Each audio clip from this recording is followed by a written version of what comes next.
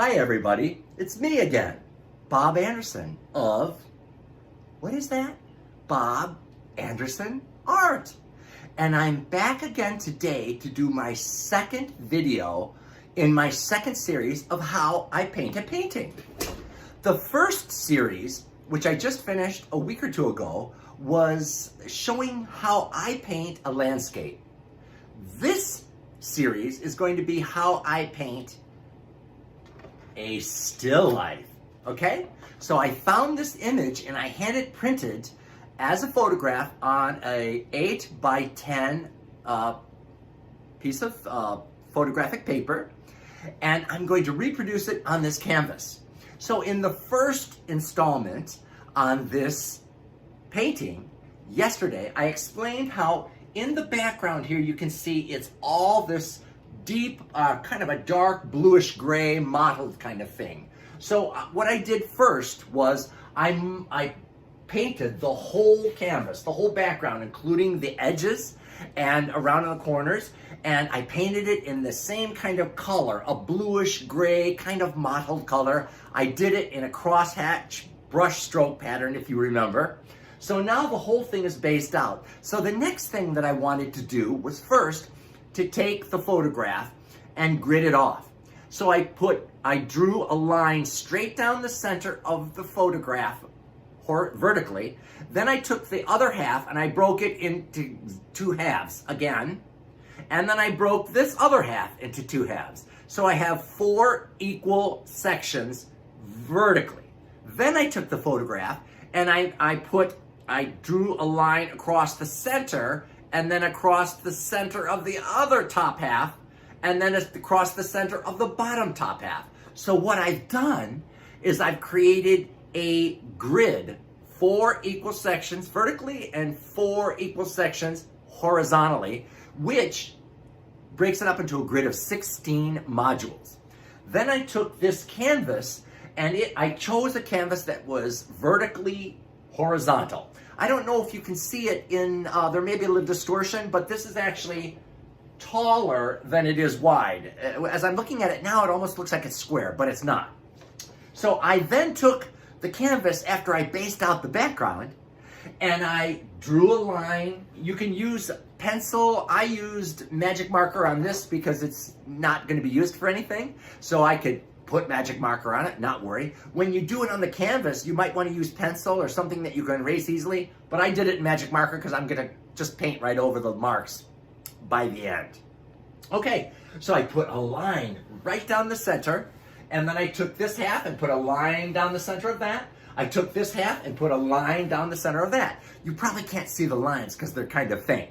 Then I put a line across the center horizontally, and then a line across the center of the upper half, and a line across the center of the lower half. So I've created the same 16 section grid, so that when I look at this photograph, I know I can look at this section right here, and it goes right up in here in this grid. So this top left-hand section will fit right into this top left-hand section.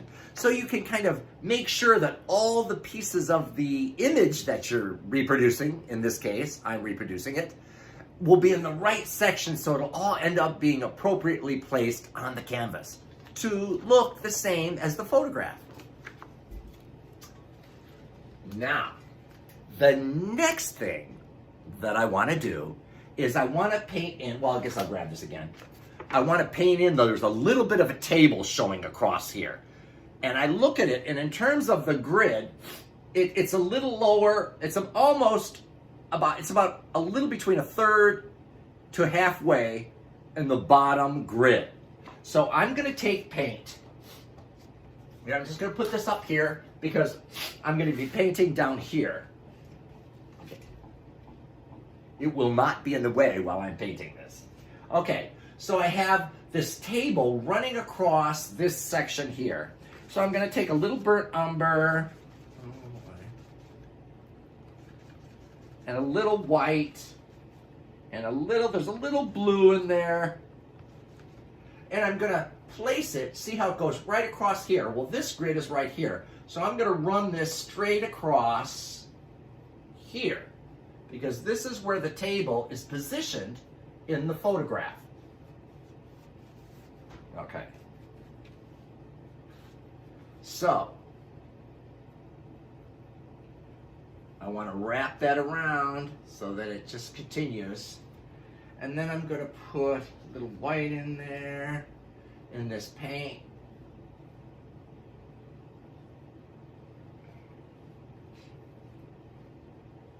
And I'm going to try to match the coloration of this table,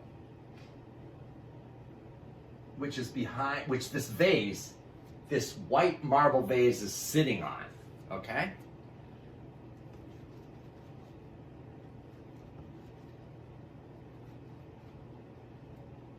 So I'm going to blend this a little bit. You can play with it, play with the colors and get it right.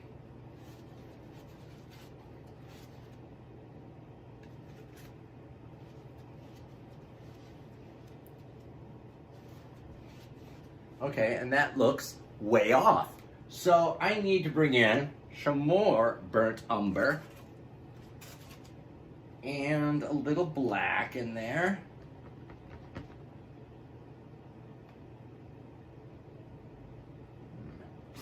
Okay.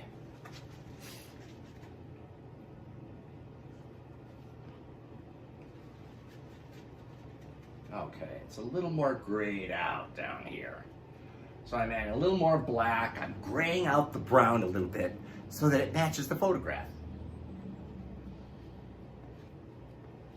It's still a little too bright.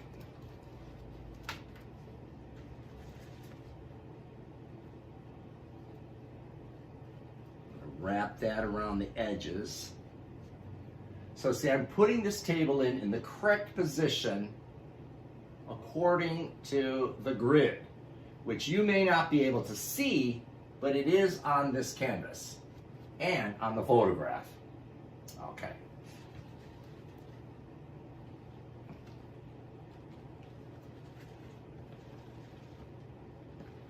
So I painted this a little too bright, so I need to go down, I need to go back and kind of knock the brown down. It's more of a grayed out kind of brown. It almost looks like the grayed out barn finish that's so popular right now.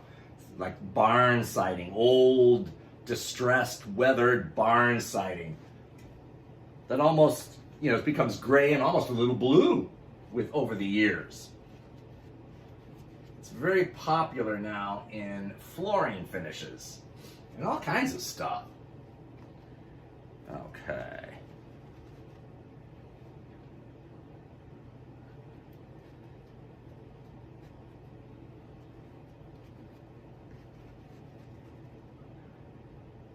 So, like art, when you paint, sometimes you just play with it and play with it until it gets to the right color, the right intensity, the right value that you want it to be.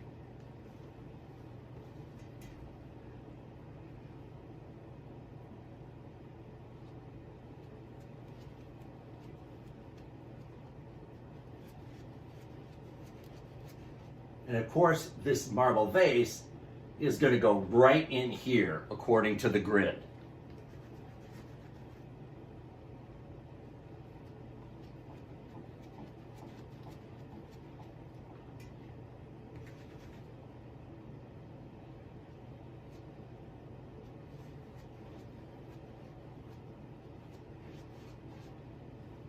See, I'm getting there. Slowly but surely. Take your time. No one's rushing you. It's your art. You're the artist. You create it all. Never be in a rush. This is how you learn. You learn through trial and error. I can't emphasize that enough. You could go to art classes and go to art classes and go to art classes. But the greatest thing that you can do is just to sit down and play with the colors yourself. Learn what you need to mix to make a color the way it looks, on how to make it the right value, whether you use more strong pigment out of the tube, or you use whites or blacks or browns to tone it down, to mute it down. It's all about trial and error. And I used to work with a friend who was a decorative painter with me, and he wanted me to kind of to teach him every single thing about it. And I'm like, no, just sit down, take a photograph, and reproduce it. And you know what? He became a great artist because you have to learn yourself. You have to learn how to blend the colors. What happens when you blend yellow with red, with brown, with blue? All the little variations that you learn with time, truly, you learn with time, takes a little patience. You will learn how to blend all of these colors so that they are perfect. Because I know when I started 30 years ago, it was really, really hard for me to match colors sometimes. Like I was called in sometimes and asked, one time I was called in, I was asked to match wallpaper. And the wallpaper had become damaged and they wanted me to fill it in. And it was so hard to get the bluish greens in exactly the way they were. I did an okay job, but now I would knock it out much faster because I've been doing it for so long, and you learn how, through trial and error, to blend the colors. Now it would take me no time at all, and it would look awesome. But it comes with, experience and patience.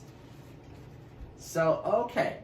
So I'm just kind of painting this now, and I am going to sign off for now, and I'm going to finish this, and then I'll come back and we'll start on the flowers. Okay? Good to see you. See you soon.